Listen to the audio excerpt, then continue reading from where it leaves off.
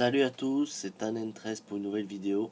Et donc c'est ma vidéo résultat pour Hell in a Cell 2015. Alors c'est un pay-per-view qui a eu lieu au Staples Center à Los Angeles en Californie. Donc, euh, donc voilà. Euh, et donc on va commencer maintenant avec le pré-show. Dolph Ziggler, Cesaro et Neville contre Rusev, Sheamus et King Barrett. Alors, je n'ai pas vu le match, comme je vous l'avais dit. Bon, j'ai vu le résultat. C'est un match qui a duré 11 minutes 38, ce qui est quand même beaucoup pour un pré-show, quoi. Euh, et donc, c'est une victoire de l'équipe Ziggler, Cesaro, Neville. C'était un bon pronostic. Voilà, je ne l'ai pas noté parce que déjà, il fait pas partie du show. Et en plus de ça, je ne l'ai pas vu, donc je peux pas vraiment dire si c'est un bon ou un mauvais match. Voilà. On va passer maintenant au show avec d'entrée United States Championship Open Challenge. Voilà, John Cena contre un adversaire à déterminer. Alors bon, il y a John Cena qui nous fait un peu son speech classique. Et voilà, en disant You want some, come get some. Euh, voilà, voilà, donc. Et là, on va arriver Zeb Colter. Alors avec une, je sais pas comment on peut trop appeler ça, on dirait un fauteuil roulant électrique ou une sorte de caddie. Euh, et là, la façon dont il arrive, ça m'a fait rire un petit peu sur le coup. Mais et après, je me suis dit, oh non, putain, ça va être Jack Swagger qui va gagner le titre puisque il y avait une news qui disait que John Cena sera absent pendant 2 3 mois. Donc, et là, il nous dit il fait un petit speech, Zeb Colter, et là, il nous dit Alberto Del Rio. Alors là, je suis complètement sur le cul, vraiment. Je suis vraiment étonné. Euh, comme je vous ai dit, j'ai pas suivi les news, mais j'ai vraiment pas été le seul à être étonné. Apparemment, beaucoup de personnes ont été étonnées, donc je pense que ça a été vraiment bien géré par la WWE. Voilà, puis moi j'adore Alberto Del Rio, je trouve que voilà, c'est vraiment un super catcheur et, et voilà. Et surtout, moi je suis très étonné de le voir venir parce que vu comment il est parti, je vais pas redétailler toute l'affaire parce que j'ai pas tout en tête, mais il y avait un employé de la WWE qui lui avait dit des choses racistes.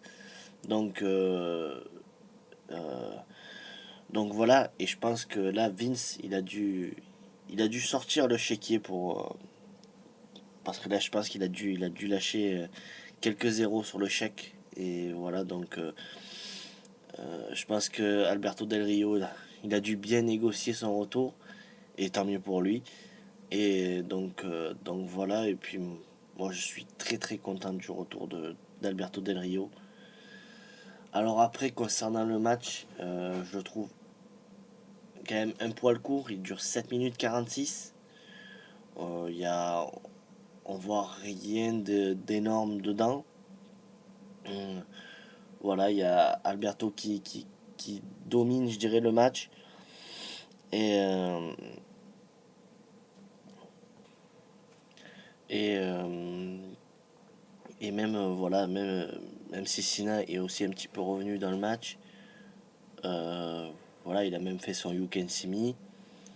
Et au moment où il voulait faire son double, il y a Alberto Del Rio qui contre et qui fait un backstabber.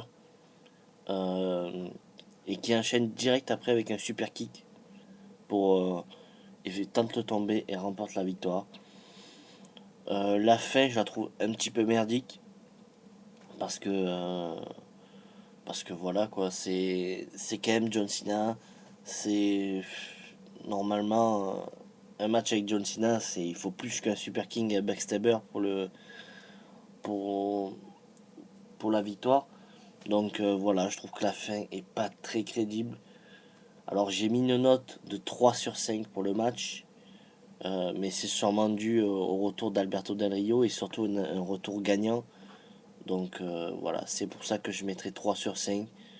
Mais le match en lui-même a rien de très très intéressant. Voilà. On passe maintenant au deuxième match. Premier Hell in a Cell match de la soirée. Roman Reigns contre Bray Wyatt. Euh, déjà, je tiens à dire aussi que j'ai eu un bon pronostic pour le premier match. Parce que j'avais dit que c'était l'adversaire de Cena qui allait remporter. Alors, pour le premier Hell in a Cell match. Alors, c'est vrai que j'ai vu beaucoup de monde euh, n'ont pas trop aimé ce match parce qu'en disant qu'il y avait beaucoup de tables. Euh, ouais, c'est vrai, c'était pas un tables match, mais je trouvais vraiment le match très très intéressant. Il y a eu de gros spots. Alors c'est vrai que il y a eu vraiment beaucoup de tables, ça m'a un petit peu dérangé. C'est ce qui a fait un petit peu baisser la note, mais moi j'ai vraiment adoré ce match. J'ai trouvé que c'est le meilleur de la soirée, pour ma part. Il y a eu des gros spots, un spear sur la table. Il y a eu un choc slam alors qu'ils étaient sur le bord du ring avec Roman Reigns sur une table à l'extérieur. Voilà, je trouve que c'était vraiment un très très bon match. En plus, il a duré 23 minutes 08, ce qui est vraiment très très long, je trouve. Et, euh, et voilà, moi j'ai trouvé que c'était un très bon match. Et ça finit avec une victoire de Roman Reigns sur un spear. Voilà, une victoire que j'avais pronostiquée. Euh, voilà, j'ai vraiment trouvé ce match très très bon. Et j'ai mis une note de 4 sur 5 qui sera la meilleure du pay-per-view. Euh, donc voilà. On passe ensuite au troisième match. Tag Team Championship. euh, New Day contre les Dudley Boys. Euh, alors, le match, déjà, il n'y avait pas Xavier Woods. Je ne l'avais pas suivi au début, je me suis dit pourquoi il n'est pas là. Bon, ils ont dit qu'il était blessé, mais apparemment il ne serait pas blessé. C'est juste qu'il se mariait pendant, pendant le pay-per-view et un mariage, c'est vrai que c'est beaucoup plus important qu'un pay-per-view. Donc, on va dire son absence est vraiment plus que justifiée. Après, pour en revenir au match, je trouve il est vraiment bon. Il est bon. Mais je trouve qu'il n'y a rien d'énorme non plus. Le seul chose que moi, en tant que grand fan d'Eddie Guerrero, j'ai adoré, c'est un peu le moment où Kofi se les jouait un peu à la Eddie Guerrero en prenant le trombone. Euh, quand il voit qu'il peut pas frapper dans le dos de l'arbitre, je crois que c'est Bubba Ray, je crois. Il lui jette dans les mains et tombe par terre en disant c'est lui qui m'a frappé. Alors je pensais que l'arbitre allait arrêter le match et faire une disqualification. Euh, mais vraiment deux disqualifications en deux pay-per-view, ça aurait fait vraiment beaucoup. Donc le match continue. Et à la fin, ça continue avec un petit peu une triche. Je sais, je crois que c'est Biggie qui met un coup de trombone dans le dos de l'arbitre à Bubba Ray, je crois, si je me rappelle bien. Et derrière, Kofi enchaîne avec son Turbo in Paradise pour la victoire en 8 minutes 26, qui est là non plus pas très très long. Voilà, donc un match bon. Voilà, j'ai mis une note de 3,5 sur 5. Euh, alors j'ai eu un mauvais pronostic. Et d'ailleurs, moi, ça m'énerve un petit peu parce que pourquoi tu fais revenir les Dudley Boys pour les faire perdre face au, face au New Day à chaque fois? Une fois par disqualification, là, ils perdent. Ça veut dire que là, ils deviennent ils deviennent de moins en moins crédibles, quoi. Enfin, je sais pas. Pour moi, la victoire des Dudley Boys était évidente. Donc, moi faire des retours pour un retour, je trouve que c'est nul. Si tu fais le retour d'une superstar, il faut qu'elle soit justifiée, enfin justifiée. Ça veut pas, enfin, c'est pas vraiment le mot, mais il faut vraiment que tu le fasses revenir pour quelque chose, c'est-à-dire pour regarder Del Rio, il revient, il gagne le titre US. Là, c'est un retour vraiment bon, un retour gagnant. Là, les Dudley Boys, euh, voilà, j'aime pas trop ce retour pour le moment. Parce que, ouais, certes, ouais, il n'y a rien eu pour le moment de marquant. Et surtout, gagner pour la 10e fois les titres, ça aurait été quelque chose de vraiment symbolique. Donc voilà, je suis un petit peu déçu du retour des Boys pour l'instant. J'espère que ça va changer. Donc voilà. On passe ensuite au match suivant. Divas Championship, Charlotte contre Nikki Bella. Alors le match est bon. Il est bien meilleur qu'à Night of Champions, je trouve. Mais moi, il y a un truc qui m'a énormément gêné. C'est que bah, c'est un petit peu comme mon pay-per-view dernier. Euh, voilà. Il y a Nikki Bella qui s'est un petit peu acharnée sur le dos de Charlotte. Euh, et à un moment donné, elle tente sa prise en 4 mais en 8 là, avec son ponté. Euh, et, euh, et elle n'y arrive pas en disant, avec son mal de dos, qu'elle peut pas porter la prise. Donc du coup, Nikki Bella arrive à s'en défaire. Puis après, ça va un petit peu à l'extérieur. Et Nikki Bella fait son Alabama Slam sur le bord du ring. Voilà, c'était assez violent. Mais et après ça, ça revient sur le ring. Et pourtant, Charlotte arrive quand même à faire son ponté. Sa prise en 4 avec le ponté. Alors que 30 secondes avant, ou allez, peut-être pas 30 secondes, j'exagère, mais 2 minutes avant, elle n'y arrivait pas. Et en plus, là, elle a pris un gros choc au dos pour augmenter la douleur. Donc, si elle n'y arrivait pas il y a 2 minutes, pourquoi elle y arriverait 2 minutes après? Voilà, moi, c'est le premier truc qui m'a gêné. Et voilà, donc au final, moi, ça me gâche un petit peu le match. Donc, euh, donc voilà, si vous avez aimé, hein, réagissez en commentaire. Hein, voilà. Moi, ça m'a vraiment dérangé. Et du coup, ça a baissé la note parce que le match était vraiment plutôt bon. S'il n'y a pas ce faux, on va dire, cette fausse prise en 4, voilà, je pense qu'elle a facilement un point de plus. Parce que là, je lui ai mis 3 sur 5. Voilà, donc bon, c'est Charlotte qui remporte le match.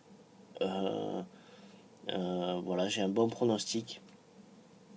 Euh, et voilà, puis je crois qu'on est tous contents de plus voir Nikki Bella. Là, il va y avoir d'autres rivalités. Moi qui n'ai pas suivi les Raw, j'ai été très surpris de voir Paige à la fin du match. Voilà.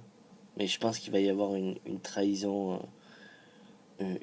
derrière parce que j'ai pas vu encore les Raw, mais c'est un petit peu chelou revenir d'un coup comme ça, juste parce qu'elle a, parce qu'elle a gagné un match de championnat. Euh, donc ouais, moi je parierais sur une trahison de Page. Voilà. Donc on passe ensuite au match suivant. World Heavyweight Championship. Si Kane perd, il va perdre son poste de directeur des opérations. Seth Rollins contre Kane.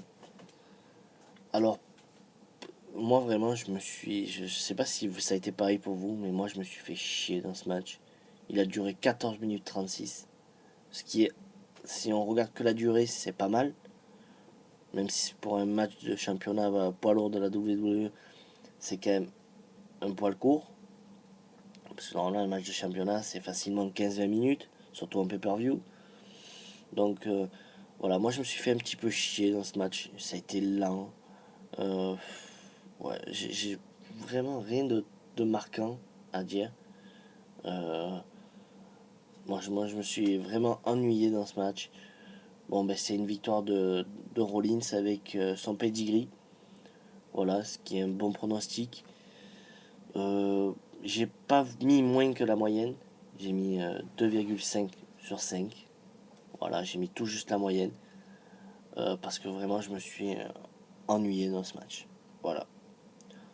On passe ensuite au match suivant, Intercontinental Championship, Kevin Owens contre Ryback. Alors c'est un match qui a duré 5 minutes 35, qui est, qui est vraiment très court, je trouve.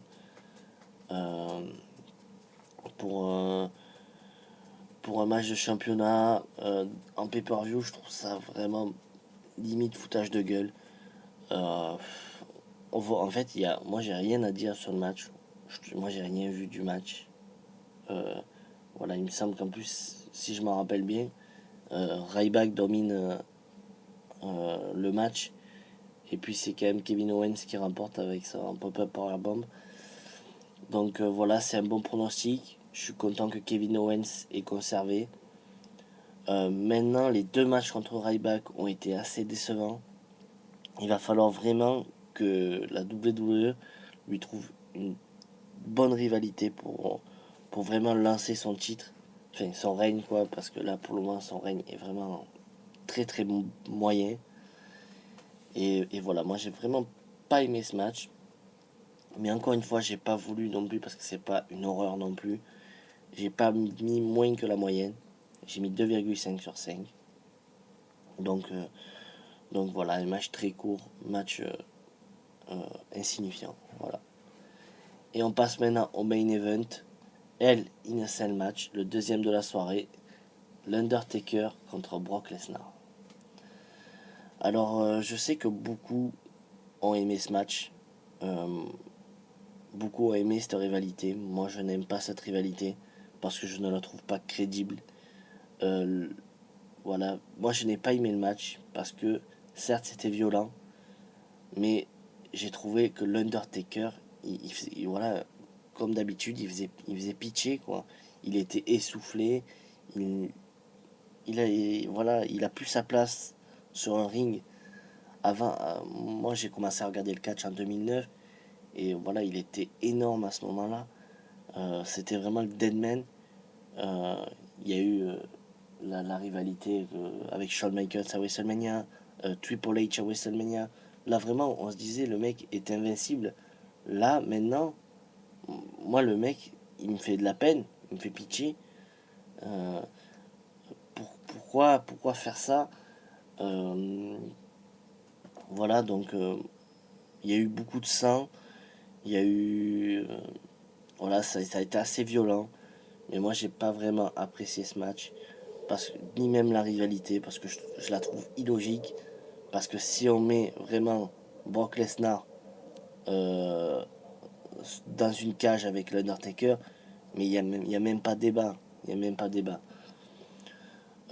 Donc j'avais pronostiqué une victoire de l'Undertaker parce que je pensais que la WWE allait, n'allait pas le faire perdre. Euh, En gros, ça faisait le troisième match, ça faisait la belle. Et chacun avait remporté une, pardon. Et bon, ben voilà, finalement c'est logique, c'est Lesnar qui remporte. Mais voilà, moi ça me fout un petit peu les boules parce que l'Undertaker ne devrait pas finir comme ça. Et là, et voilà, donc moi ça me fait un petit peu chier. J'ai mis une note de 3 sur 5 pour ce match, je sais que ça va faire débat. Mais moi, j'ai pas vraiment aimé ce match. J'ai pas aimé du tout cette rivalité. Et voilà. Donc, après ça, il y a. On voit vraiment en plus l'Undertaker vraiment mettre du temps à se relever, quoi. Vraiment, il en chie, quoi, comme on dit. Et là, on voit arriver la Wyatt Family, mais au complet, avec Bray Wyatt, Braun Strowman, Eric Rowan et Luke Harper, qui viennent un peu encercler l'Undertaker pour en gros un passage à tabac. Moi là je me dis Kane va intervenir pour voilà, sauver son frère. Ou n'importe qui, si c'est pas Kane, si c'est quelqu'un d'autre. Puis personne n'intervient et ils amènent l'Undertaker comme ça en croix. Il le porte avec les bras en croix. Donc voilà, en plus je trouve que c'est une image de fin de carrière de l'Undertaker qui est vraiment pas joli à voir, je trouve. Voilà. Moi, ça, comme j'ai dit, ça me fait chier de voir l'Undertaker comme ça. Moi qui l'ai connu en 2009, même après, tout puissant. Donc voilà, ça me fait un petit peu chier. Alors, en note du pay-per-view, j'ai mis 3 sur 5. Voilà. Je vais dire un peu comme Night of Champions.